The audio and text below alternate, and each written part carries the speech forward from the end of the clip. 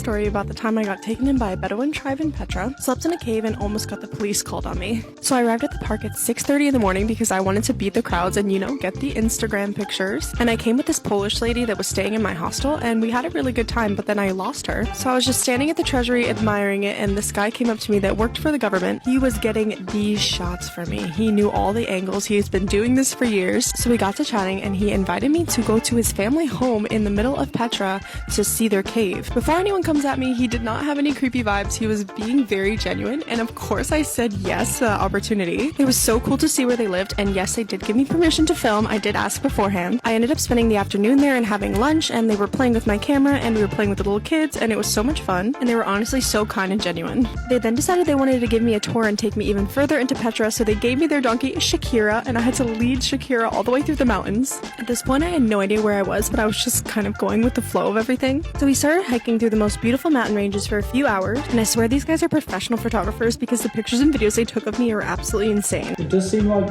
she's definitely living an adventure, isn't she? We were trying to find a watering hole, but we were unsuccessful because there wasn't that much rain. So we met up with their friends who are sheep herders, and I got to try fresh fruit off of these trees. This orange, however, was so sour. They then said I was walking too slow, so they put me on a donkey, but guys, I hated it so much. I know a lot of these animals are overworked due to tourism, and I would never pay to ride one, but they said I was slowing everyone down, so I had to get on. We started climbing these cliffs to get over the mountain to get to the village to get some dinner, and the views were absolutely unreal. Things then took a turn because I got separated from the original Bedouin guy I was with. I was put on a donkey and told to follow his cousin and his friend, and we did get lost on the way. He said we would meet back up with everyone else at the end, but I kind of knew that wasn't true. But at this point, I was so exhausted. The fact that she just going traveling and exploring with some strangers is literally just beyond me. Like, in what mind do you go and do that?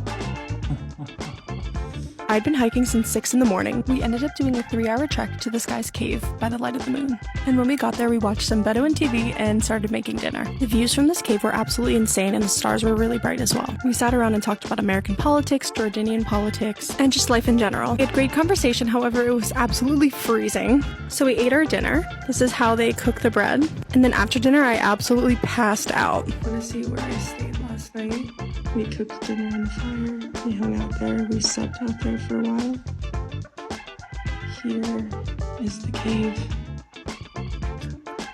I then climbed up on a rock because I needed to get service to contact my family and friends. I was able to get a little bit of service and found out that I got a message from my hostel. The Polish woman I came with originally tried to contact the police because obviously I didn't come home that night. And I felt so bad because I didn't have her number or anyone's number that I could contact to tell them I was okay. At this point, we also realized that his donkey went missing, so we had to trek back by foot and track down his missing donkey. As you can see here, he was literally tracking his prints. How he knew it was his donkey, I have no idea. We'd walked for about an hour with no luck, but we did run into his cousin and his goats, so we decided to stop for tea and to heat up some breakfast. I don't know if you ever had Jordanian tea, but they put about a cup of sugar into a small little pot of tea. It's still really good though. I'm also horrible at eating with my hands, but it's something I'm trying to get better at. After breakfast, his cousin brought out all these old coins and trinkets that he's found after the rains in Petra.